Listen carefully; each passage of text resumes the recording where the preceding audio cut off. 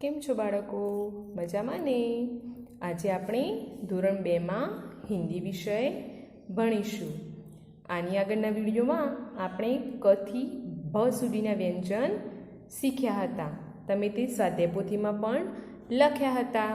તો આજે મ થી આગળના વ્યંજન આપણે શીખીશું. તો ચાલો આપણે તે વ્યંજન શીખીએ.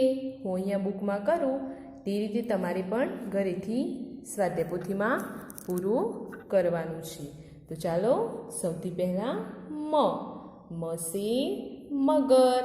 તો જેમ આગળના વ્યંજનમાં તમે કર્યું તે જ રીતે સૌથી પહેલાં આપણે ટપકા જોડીશું. હું અહીંયા બુકમાં કરું, તમારે તે રીતે ઘરેથી કરવાનું છે.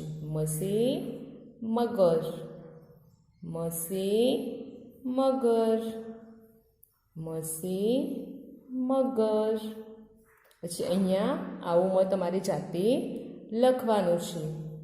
મસે મગર, મસે મગર. આ બાકીના ખાનામાં તમારે ઘરેથી આ રીતે લખવાનું. ત્યારબાદ યસે યજ્ઞ. તો તેને પણ ઉપરની જેમ પહેલાં ટપકા જોડીશું. યસે યજ્ઞ, યસે યજ્ઞ, યસે યજ્ઞ. અને આ બે ખાનાઓમાં આ રીતે જાતે ય લખવાનું છે. આ બંને ખાનામાં પણ આ જ રીતે ય લખવાનું. ત્યારબાદ રસે રથ. તો તેમાં પણ સૌથી પહેલાં ટપકા જોડીશું. રસે રથ, રસે રથ.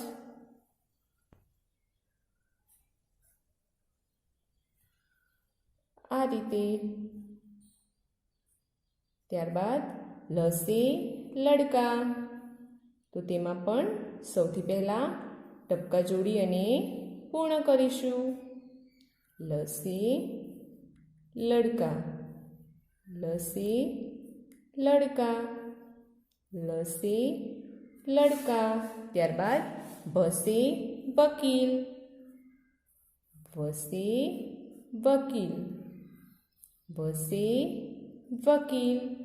તમારે આ મૂળ અક્ષરો લખતી વેળાએ આ જ રીતે બોલી અને પછી લખવાના છે. વસે વકીલ. શસે શરબત, શસે શરબત, સસે શરબત, શસે શરબત. આ રીતે. ત્યારબાદ શસે ષટકોણ,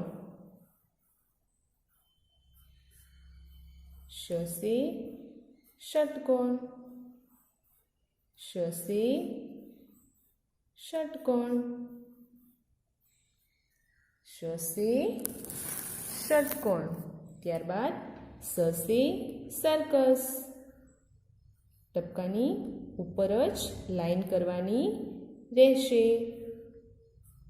સસે સર્કસ, સસે સર્કસ. હસે હથેળી. આ રીતે. હસે હથેળી, હસે હથેળી, હસે હથેળી. ત્યારબાદ ક્ષસે ક્ષત્રિય. આ રીતે દરેક મૂળાક્ષર તમારે બોલી અને પછી જ લખવાનું છે. તેથી તે મૂળાક્ષરનું પુનરાવર્તન પણ થઈ જશે. ક્ષસે ક્ષત્રિય, ક્ષસે ક્ષત્રિય. ત્યારબાદ જ્ઞસે જ્ઞાની. જ્ઞસે મેં જે રીતે સ્વાધ્યાય પોથીમાં લખ્યું તમારે તેવા જ સારા અક્ષરે તમારી સ્વાધ્યાય પોથીમાં લખવાનું છે. જ્ઞસે જ્ઞાની, જ્ઞસે જ્ઞાની. ત્રસે ત્રિશૂલ, ત્રસે ત્રિશૂલ, ત્રસે ત્રિશૂલ,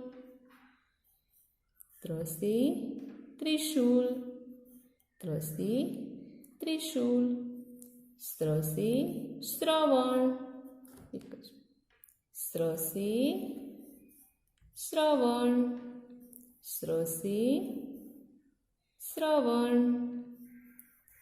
આ રીતે. તો બાળકો, તમારી સ્વાધ્યાયપોથીમાં મથી સ્ત્ર સુધીના વ્યંજન સારા અક્ષરે ઘરેથી લખવાના છે.